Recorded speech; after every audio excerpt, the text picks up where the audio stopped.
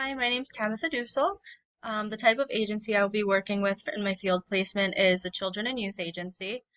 I'll be working with adolescents 14 and up that are in the foster care setting, using theory and interventions that I had used previously in classes, helping them work on some independent living skills and some goals for when they age out of placement. I expect to use the theory and interventions that we have talked about in previous classes, and I expect to see that some of them really work for these kiddos. I'm most excited to use everything that we have learned and hopefully to see them succeed in all the goals that they talk about wanting to succeed in.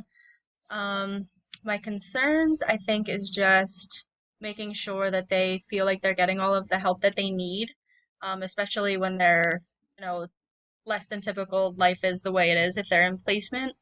Um, to manage excitement and concerns, I'm just going to take it day by day, do my research, see what I can do to help um, the adolescents the most and other staff that I'll be working with, and just making sure that I understand everything that's needed to be done. Thank you.